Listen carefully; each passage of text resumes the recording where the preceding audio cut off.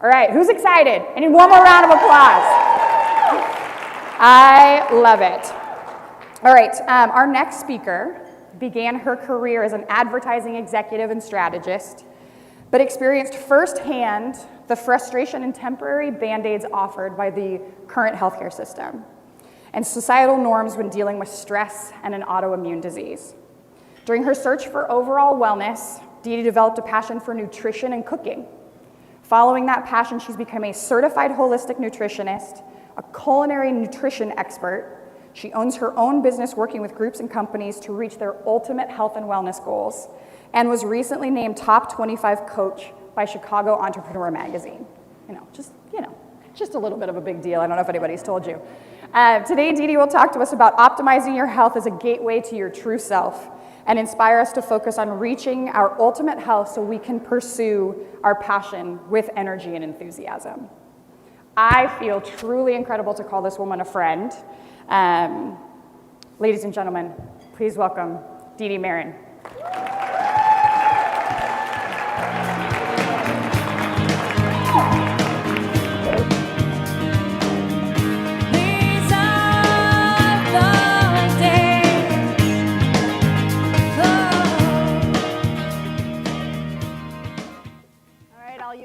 People, a little 10,000 maniacs for you. All right, welcome. I am truly so excited and honored, and thank you to DG for having me today. I mean, who would have guessed this, but I do have to tell you a little story, and I do hope he has me back after today, after telling this little story. But the first time I met Derek was in May of 2022. So we were on this retreat. I don't think he is going to take credit for this retreat. He probably will not put it on his resume. And back then he was known as Derek. He was not yet DG. So this retreat was in North Carolina. And we had this experience where we were supposed to be doing something called ecstatic dance. Has anyone ever done ecstatic dance before? All right. So I wasn't super comfortable with it. I'm a pretty laid back Midwestern girl. But I'm dancing with Carly. I had met Carly and connected with Carly and her friend Amanda. Loved them instantly. So I'm dancing in this beautiful area, sunshine, and I'm dancing away. And I look over and I glance over and I see Derek at the time. And okay, you're at a retreat, spiritual retreat. You're not supposed to be judging. And I'm like, what is this guy doing? Like he's sitting there going like this, like to a bush. Basically turned to a bush the whole time. And I'm like, that guy can play basketball. He cannot dance worth anything. So anyway, fast forward to his first talk. He's talking, and I'm like sitting there mesmerized with the rest of the group. He's just blowing us away. And he goes, well, you guys didn't know, but while you guys were all dancing, I was manifesting my 2025 version. I was speaking to the masses, and they were all listening, and here we are today. I mean, and this is just the small fraction. 500,000 Instagram followers in the matter of a fraction of a time. When he says that you can change your life in a year, he has shown that you can do that. So, and from that point on, I was like, okay, he's my guy. Let's ride this ride. I've gone on several retreats with him, met some dear friends, even people that I've just barely known, like Liz said, have become dear friends, Liz being one of them. I came here today with, 2 other friends, and it's just been such a ride, and I'm so glad that I'm along for the ride. But today, as I said, I'm going to talk a little bit about optimizing your health as the gateway to your higher self. I'm a certified holistic nutritionist and culinary nutrition expert. So I got to grab my clicker here, and hopefully I can do it better than DG did yesterday, but maybe not. Okay, so I'm going to tell you a little bit about my dark night of the soul. Remember we talked about that in yesterday's program. This first picture is of my oldest daughter. She's now 23, living her best life, so she's all good. But she was born 8.5 weeks early. Completely surprised me when I just woke up one morning and basically gave birth. Asking the doctors, why did this happen? What happened here? They all said, oh, sometimes it just happens. Well, I now know what happened. I gave birth to 2 other daughters that were also born early. There's a saying, when cortisol is high, progesterone goes shy. So cortisol is your stress hormone. My cortisol was always high. I was stuck in what's called the sympathetic nervous system, where you're in fight or flight mode all the time. I was a perfectionist. Everything I had to do was, of that perfectionist mindset. I was trying to cover up that feeling of not being enough.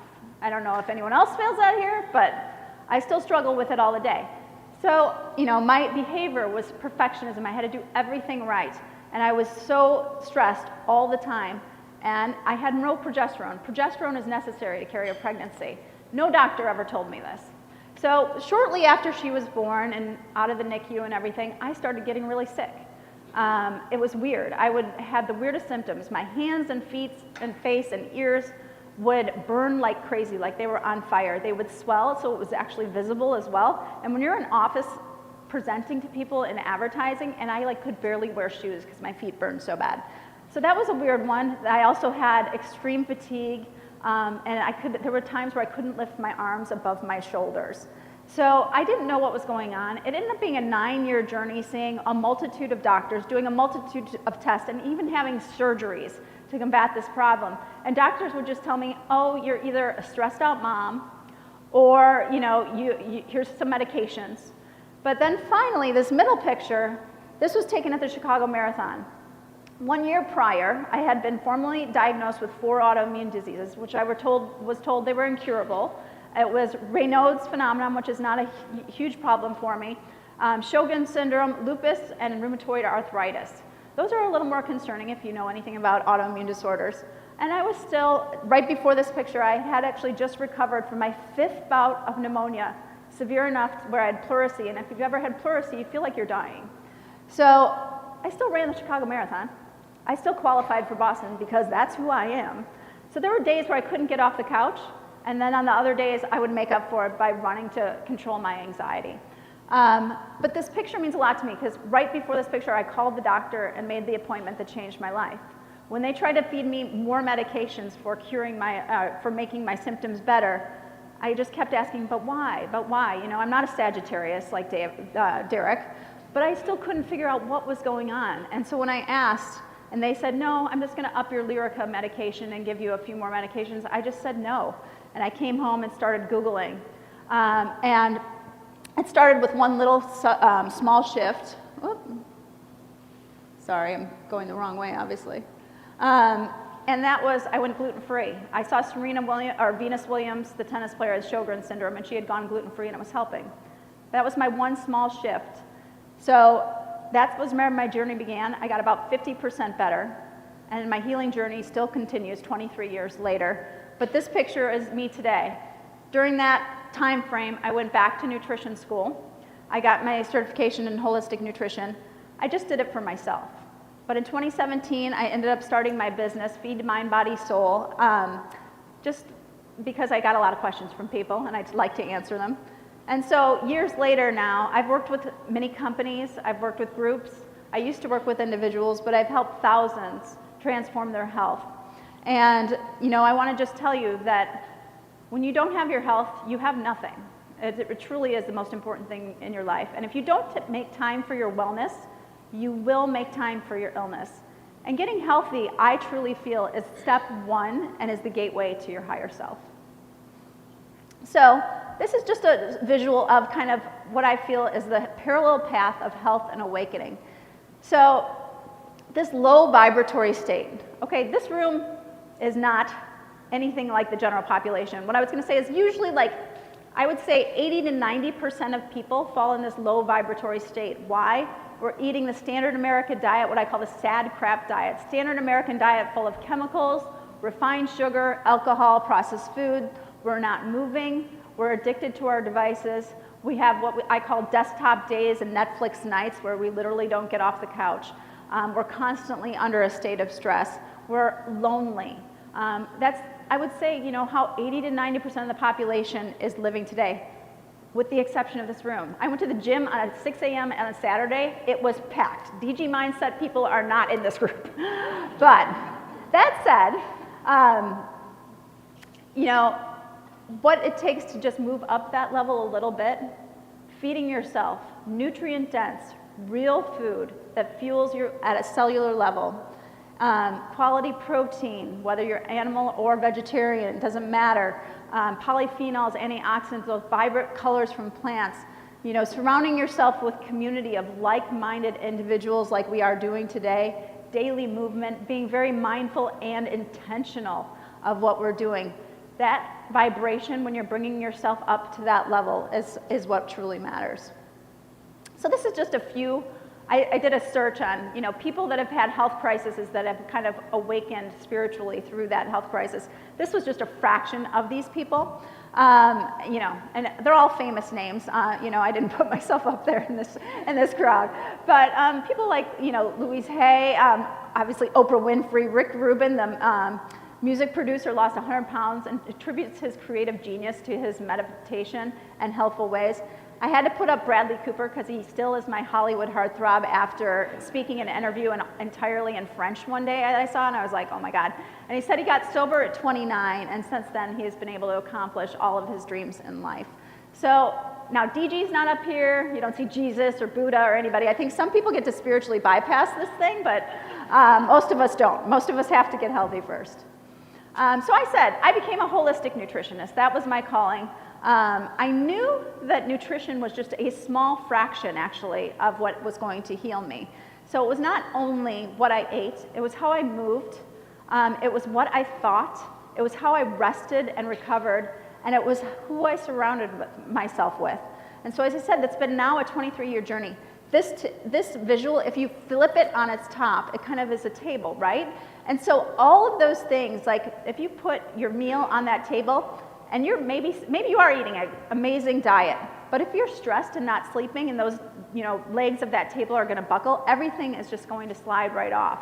So this really is about kind of holistically thinking of our health and wellness. Now this is what I call my DeeDee Downer slide. If you've ever seen that Saturday night like live skit, the wah wah, you know. Sometimes I can be this person because I just know too much, and it's really hard for me not to like get in people's faces when I'm like, okay, only 8 to 12% of us are metabolically healthy. What does that mean? According to our blood markers, it's actually only 8% now. Like it changes so fast, and it's all going south, guys. It's not going better for the better. But that just means that our cholesterol, our triglycerides, our blood pressure, our waist to hip ratio, our fasting glucose numbers, only 8% of those have those in an okay range. And believe me, the US doesn't have a great range to begin with. 50 to 60% of us, it's actually 60% now, have a chronic illness. I am still one of them. 40% have 2 or more.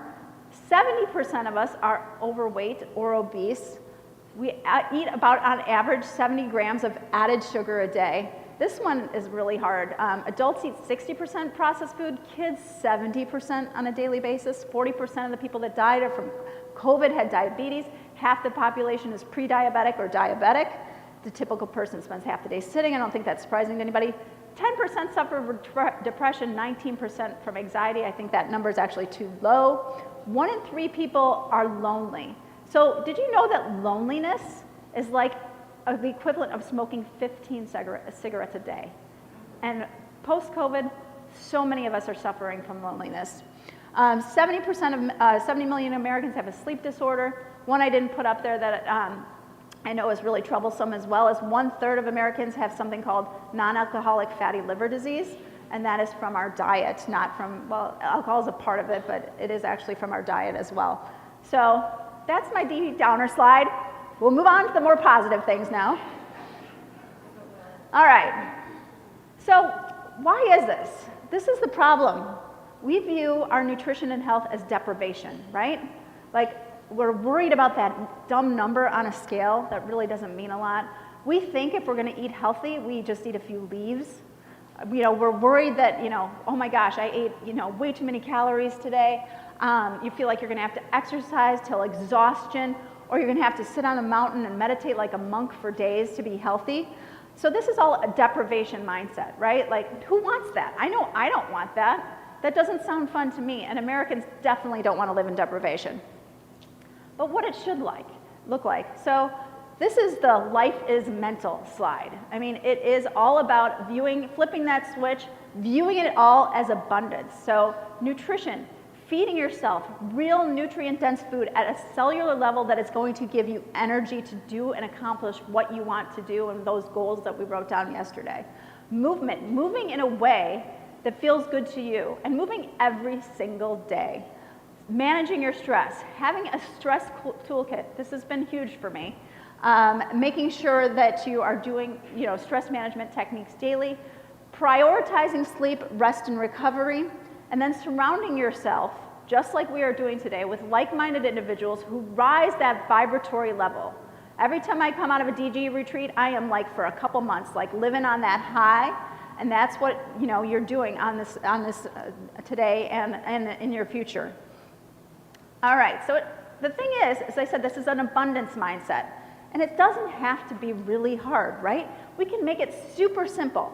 What is it? Eating real food, eating most of your food at home, avoiding what I call boxes, bags, and barcodes. Walk as much as possible. That's called NEAT. Has anyone heard of the NEAT? I'm sure like Maria has. Non-exercise activity thermogenesis. Walking as much as possible, moving all day long, lifting weights, lifting something heavy, being kind to one another, setting a sleep schedule so you're not scrolling all night, learning to be okay with quiet, and acknowledging all of our device addiction and learning to make shifts in that area. So this is a slide where I want to say, like, what was huge to me and what was my shift was, instead of just blaming, like, oh, so-and-so, this doctor, I started asking myself, like, oh, instead of asking the doctor, I should ask myself, right? So what am I doing that's contributing? What have I done in the past month to make me feel the way I am doing today? Take some agency. Truly, only 5% of all disease is genetic. So we can't be blaming a lot. We got to take some responsibility here.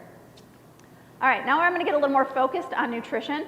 This is kind of more of a nutrition 101. If you guys have more questions that are more specific, I can always ask, talk to you later, and I'll have a little bit of Q&A.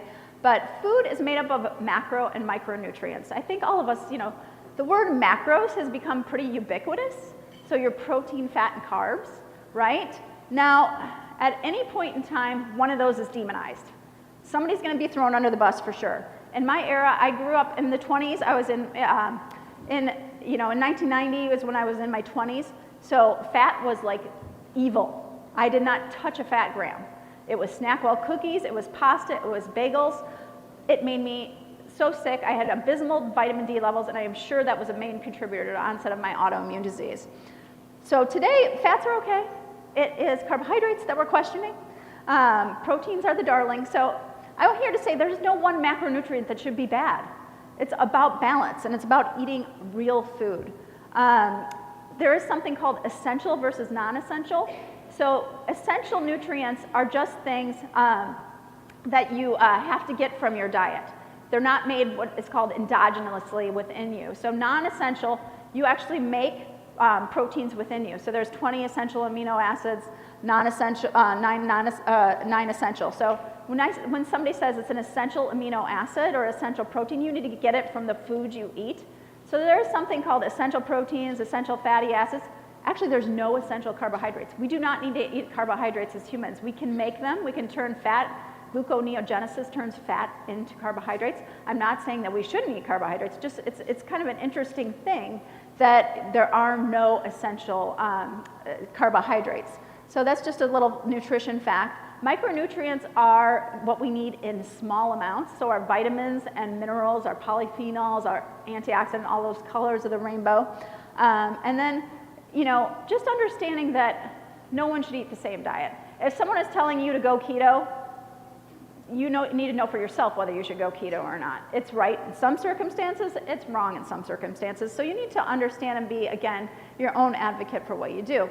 This is just a little cheat sheet that you can take a picture of. I think Derek also sent you the slides. So of just, kind of my top go-tos in terms of all those macronutrients.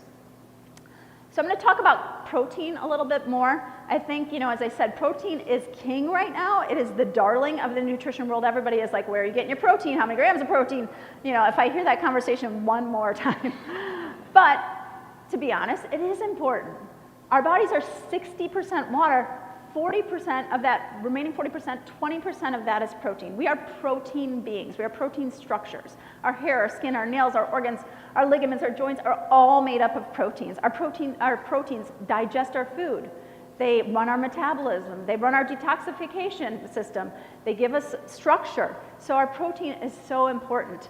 And you don't have to eat animal products. You can be vegan, vegetarian. You just have to know how to do it right to get the right amount of protein to support all of those things. The RDA only recommends 0.8 grams per kilograms of protein. Now, you'd have to probably do the math because most of us don't speak in kilograms. For me, that means I would only be eating about 40 grams of protein a day, according to the RDA.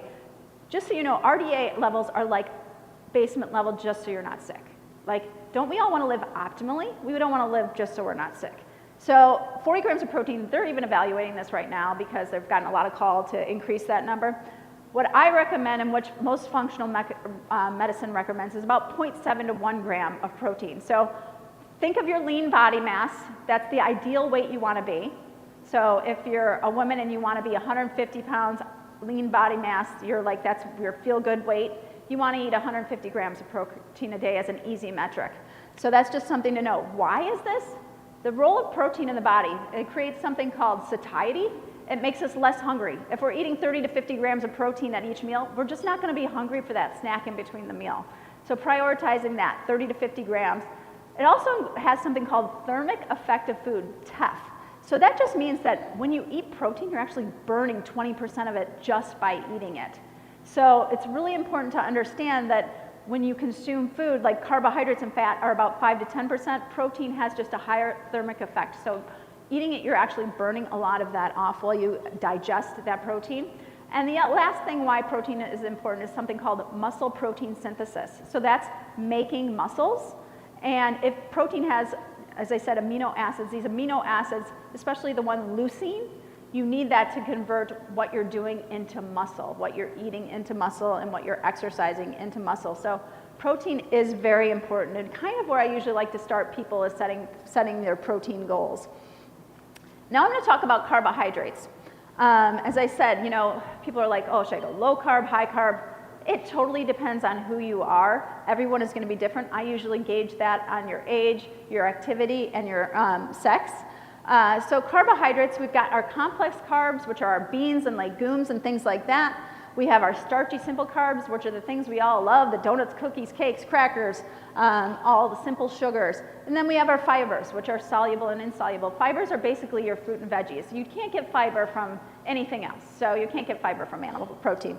But that's what carbs, so that's why carbs are so confusing, because a donut is a carb, and broccoli is a carb. So it gets a little confusing right there.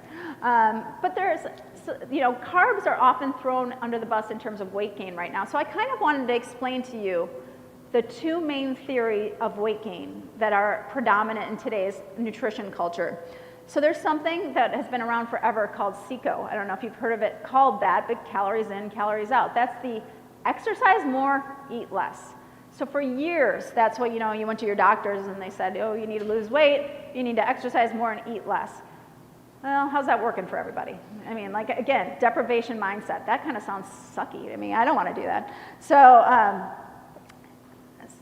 you know, CICO, it's definitely, calories matter, right? They do matter, but they're not the whole story. So if you think that, you know, that calorie from a broccoli and the calorie from the donut do the same thing in your body, I don't know, I don't really understand that logic. So there is something called the carb insulin model, which is kind of the predominant way of thinking in more the functional medicine world. And that just means that it's not just carbs, but anytime we eat mainly carbohydrates, but also protein, lesser for fat, our insulin levels go up. Our pancreas secretes the hormone insulin. Just understand, insulin is a fat storage hormone. That is what its role is. So every time we're eating, especially those cookies, cakes, crackers, those dense carbohydrates, we're secreting a lot of insulin, fat storage hormone, because it is taking sugar out of our blood and ushering it into our cells for energy. So that's what it's supposed to do. Insulin, it's supposed to do that job, and that's good. We need energy. The problem is that you're eating cereal for breakfast or a bagel, sandwich for lunch, pasta for dinner. So it's high insulin, high insulin, high insulin, and your cell goes, I am so tired, I have no more room for that insulin, and it just closes its receptors. So your insulin's trying to usher in that blood sugar, it's not going anywhere. So what does it do? It shuttles it to your liver for storage, and then that's great. Your liver can store some, and it can turn it back into sugar when you need it, called gluconeogenesis. But your liver gets full. Your liver has 560 jobs to do. It can't hold all this sugar. So what does it do next? When you're finally getting to that, ice cream and cake for dinner, it shuttles it to your fat cells. That's the last place that insulin shuttles that carb storage, is into your fat cells. Insulin is a fat storage molecule. Evolutionary, it was made for us to survive, right? So with the way we're eating that standard American diet, unfortunately, we're constantly getting to that fat storage mode, right? So that is called the carb insulin model of weight gain. I think it's a balance of both, right? Calories matter to some extent, but what you're eating really matters. So I always start with the second and kind of focus that on that a little bit more. This is just a list of carbohydrates, and again, no carbs are bad. Depends on who you are and how much you eat them. Our goal here with how we are eating is becoming what I call metabolically flexible. That should be your goal. So that just means that we want to become a hybrid vehicle. We do not want to run on cheap gas all the time, meaning cheap carbohydrates. We want to be able to burn that stored fat that I just talked about, as well as carbohydrates. And how you do that is becoming metabolically flexible. How do you know you're not metabolically flexible? If you're hungry every 2 hours, if you have intense cravings, if you have hunger, if you have brain fog, if your energy dips about 90 minutes after eating, you're not metabolically flexible. If you can't fast for any longer than 12 hours. So how do you become metabolically flexible? Typically, I start people on a lower carbohydrate diet for a period of time. So exercising helps, carb cycling helps, like that. So I say that you start low carb, and then you can, kind of what I call carb cycling once you become metabolically flexible, which is what I practice. Eating 30 to 50 grams of protein, watching the glycemic, which means just the sugar impact of food, and intermittent fasting. So those are just some tools for becoming metabolically flexible. Ooh. And the last macro that we're going to talk about, fats.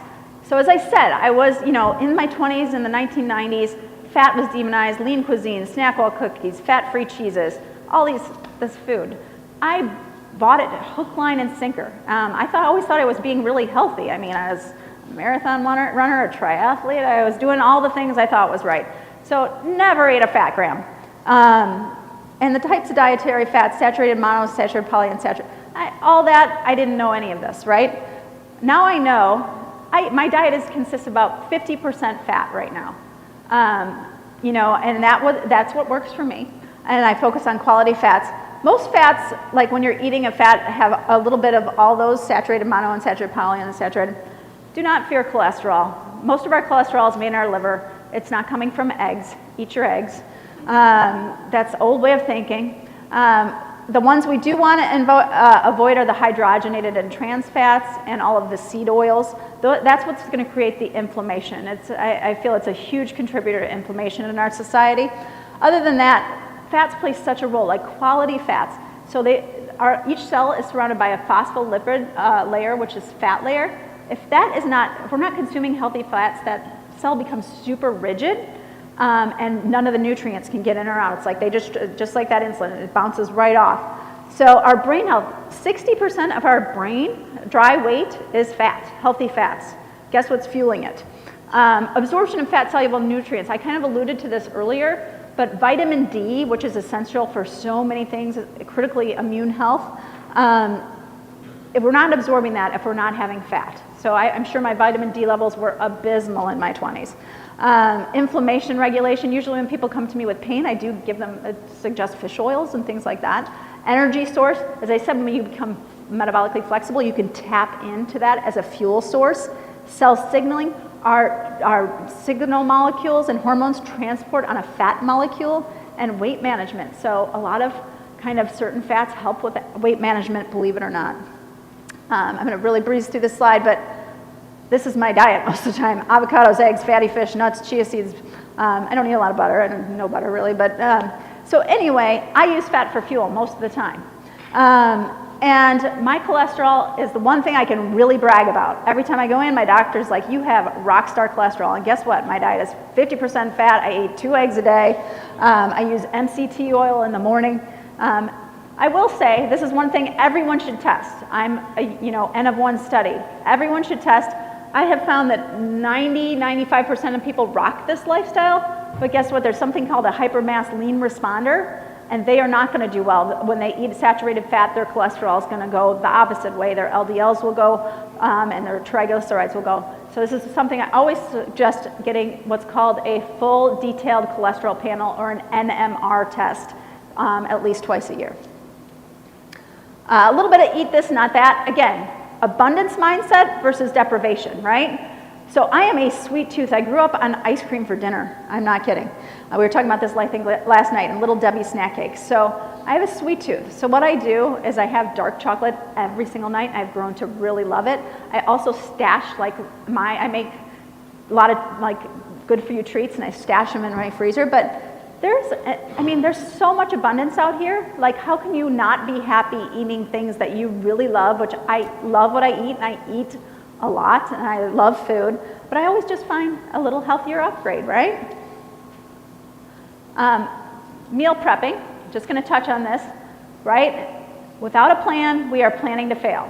So this is where most people get wrong, is, they want to eat healthy, and they go to the grocery store and buy all that food, but they don't have a plan for it, and it sits and rots, right? So I really stress just taking that hour or two a week to really think out. I've got it so, down pat in my psyche that I know what my meals are going to look like for the week. I always have 3 or 4 dinners planned. I know I'm going to have a green smoothie almost every single morning. My lunch is going to be like either eggs and veggies or tofu and veggies. I don't vary much, but having a plan is essential. So you guys have this slide. You can kind of read it in more details on how to build. And on my website, I have how to calculate calories. But there's a lot of information on these slides you can go through.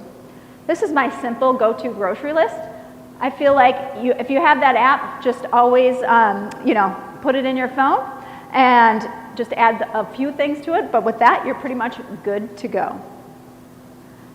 All right, so I know I'm running short on time. I can tend to really get too detailed on nutrition. So I'm going to really glance over the other pillars. And again, I don't mean to diminish that these are any less important. In my healing journey, many of these have been actually more important than what I have eaten. So please understand, movement is essential to life, right? Without movement, there is no growth or change. The 2 things I want you to take from this slide, we talked about moving as much as you can throughout the day, every day. Consistency is more important to me, and building lean muscle mass, especially that muscle is metabolically healthy and active tissue, so it secretes hormones. It does so much for us. So those are the 2 things. Although I do literally every single one of these things varied throughout the week. And then the recommended is 150 minutes of moderate or 75 of intense exercise a week. Stress. This was, I think, my true downfall. So many of us recognize that stress, like that feeling of butterflies in your stomach or the heart palpitations, but we don't recognize stress as high blood sugar or joint pain or fatigue. Well, stress is, again, so present in our society, we don't realize that we're stressed out. We're living in what's called that sympathetic nervous system versus the parasympathetic. 90% of most doctor visits have a stress component to them. Stress ages us.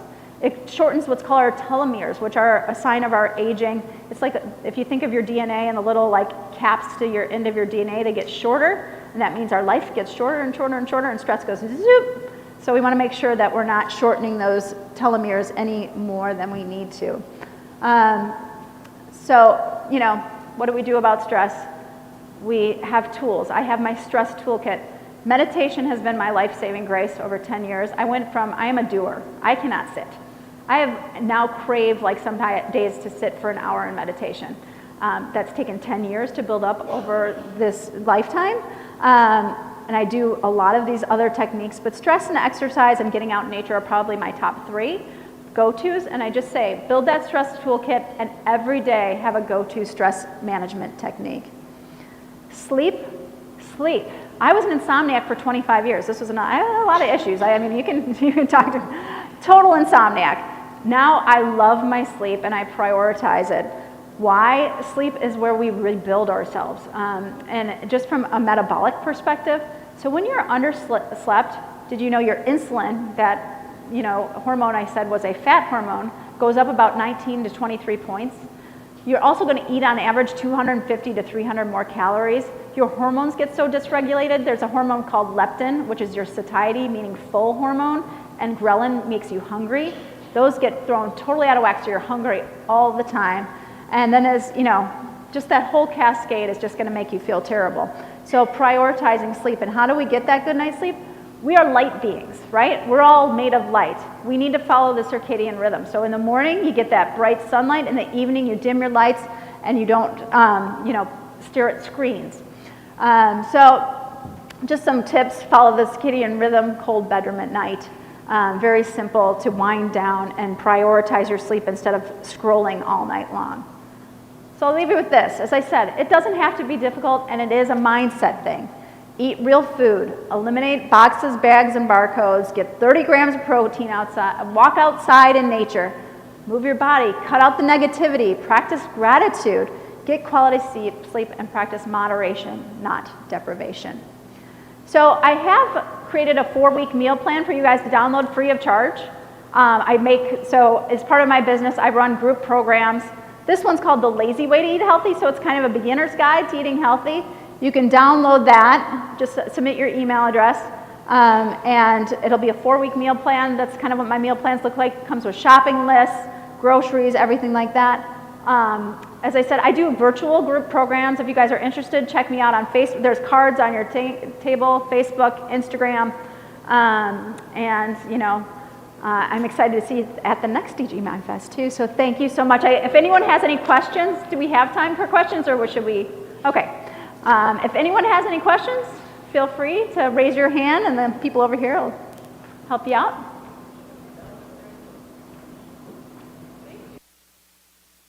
Hi, thank you so much for sharing this information.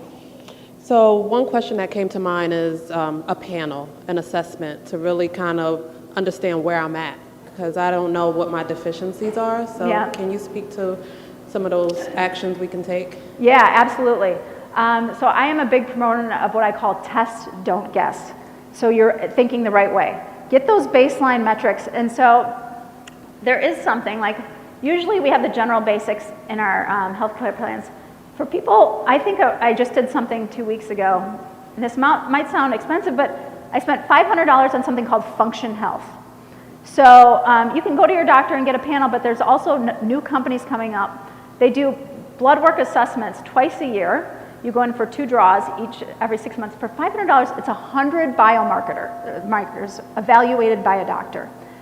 Phenomenal pricing. If you're going to pay that out of pocket, it's going to be thousands and thousands of dollars. So that's one option to go get the right blood testing. If you go to your doctor, I feel like conventional medicine these days, they just do your blood work and they'll be like, fine, you're fine. You know, if you fall within a range. We don't want to live low vitamin D range. We want to be optimal, right? So I can actually even send you what, like I can send to Derek like a list of what I usually tell people to get tested, because it's really important to be your own advocate there, because again, every time I've gone to a conventional medicine doctor, and again, conventional medicine is very necessary, they just always, you know, unless you're way out of range, they'll just say you're fine. Well, we don't want to live fine. Yeah, we have very low standards. We live in a sick society. You don't want to live in a sick world. You want to be optimal. So I think getting the right doctor that is going to be your advocate and make sure that you're getting the right things tested and having them at optimal levels and telling you what to do about those optimal levels. But I do think if somebody's really interested in optimizing, I think this Function Health is probably the wave of the future in terms of, you know, pricing, getting everything done, monitoring by a doctor. But there's options. But I can send like what I usually recommend in terms of blood testing. But I think it's very important to get blood work done yearly at least. I don't know if it's on, my bad. Protein, how do you feel about protein powder? Because I've had to do a little bit of variations, like some of them my body didn't respond well to. Yep. Right. So I do protein powder almost every day. It's very hard for me to get my required protein without it. So I do think there is a lot of bad product out there, so getting the right product. A lot of people have problems with like certain kinds of whey proteins because it's got whey and lactose. That's like if you have a milk sensitivity, you're not going to be able to do whey protein. I tend to stick mostly to what I call paleo protein powders. So the one I use right now is called Paleo Pro, but I've used several in the past. vegetarian or vegan plant powders. With my autoimmune, I try to stay away from them because they I'm reactive to more grains, I've found. They're good for some people, but I think, looking at the ingredient list on a protein powder, making sure it's very minimal with no additives and very few like sweeteners or sugars is essential. So the one I'm using right now is called Paleo Pro. I can do a little bit of quality whey as long as it's strictly high quality grass-fed product. So last question. No problem. Smart supplements. Yeah. Because there's so many out here to choose from, and then I see some of the coatings are made with, like the cancer-causing. Yeah. What I would say is don't buy your supplements where you buy your toothpaste. Like don't buy them at Target. Don't buy at Costco. You do want to research supplements because a lot of them can contain additives, heavy metals. Personally, I go through Fullscript. Well, I have a Fullscript doctor account. You do want to make sure that you're buying high quality in many of these areas. Like fish oil can contain heavy metals and contaminants. So, there are certain brands that I would recommend. But yeah, definitely doing your research and going to a better source for buying supplements is important. I think the basic supplements, everyone should have a multi-mineral, multivitamin, a vitamin D, potentially a probiotic, a magnesium, is 80% of us are deficient there. But I think, you can usually get away if you're a very healthy individual with a multivitamin, multimineral, and a vitamin D supplements. Almost every one of us has a vitamin D deficiency, and it's so essential to keep it high. I like to keep mine around 80. And I can get more specific depending on conditions and things like that. But those are just my bucket. Thank you. Hi, thank you. This is, oh my God. All right, so I have two questions. You mentioned something about a carb cycle. Yeah. Can you tell me what that is? Well, once you become metabolically flexible, I know since we met and I talked to you, and you're doing great and killing keto, which I do recommend and sometimes to do a keto reset.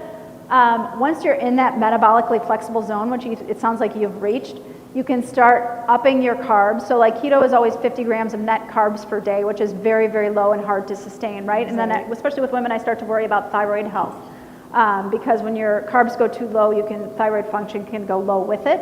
So I do recommend starting to add, once you become a little bit more metabolically flexible and feeling good and your blood sugar is good and stable, to add in maybe a couple days a week, especially when you work out, like if you have an intense workout, to bump those carbs up to about 100 to maybe 150 using real source carbohydrates such as like berries, sweet potato, maybe a quinoa, something like that, to bump those carbs up a little bit more into a reasonable amount of time.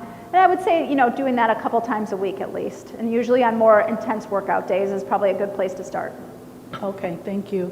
And also, because I'm working on this shift, I have two little ones, and they're trying to eat healthy, but I know that they're going based on like what I've introduced to them.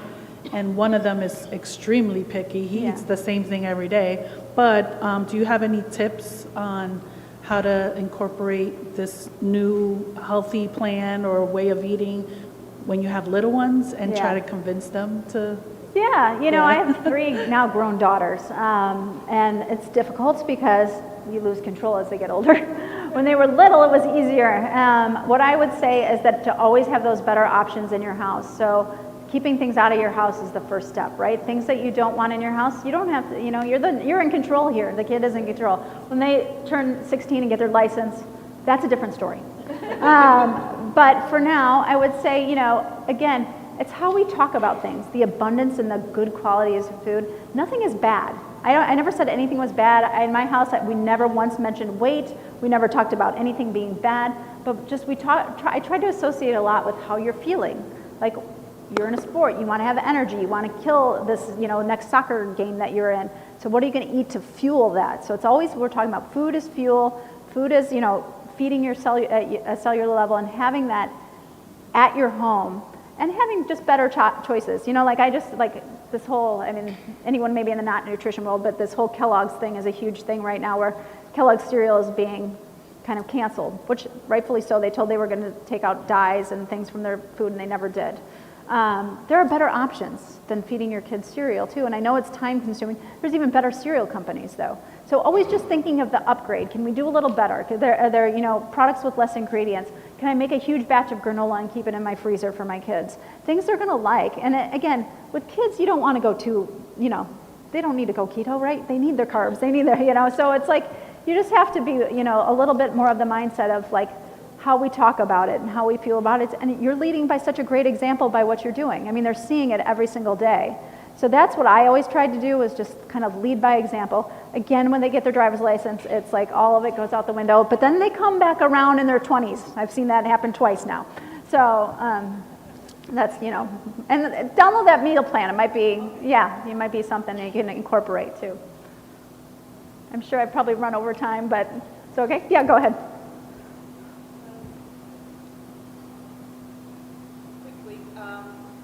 Be a question that every woman here either has or will eventually in their life, and I think gentlemen pay attention, you ladies, about this menopause and premenopause. Yes.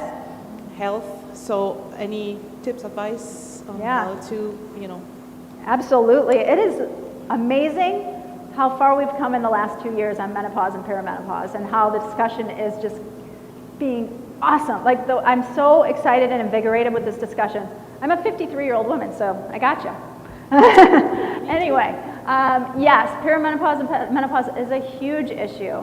And I think the most important things we can address during this time is talking to our doctors and having that relationship where we can share, is bioidentical hormone replacement therapy is definitely an option that a lot of people didn't think we had. It's a good option for many people. But the most important thing that you need to know is that the things that are most important right now, building muscle. Got to keep that muscle on as we age, because you're going to be losing it fast. So prioritizing weightlifting and watching your blood sugar. Naturally, through perimenopause and menopause, your blood sugar becomes, and your cholesterol, those two markers, I've seen it personally, mainly with blood sugar, go off.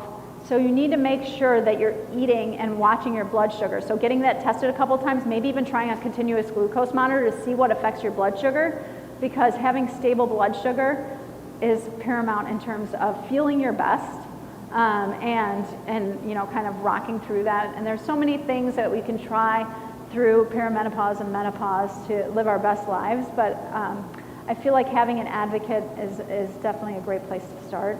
And I talk about it a lot, so follow me and we'll be on the journey together. Thank you.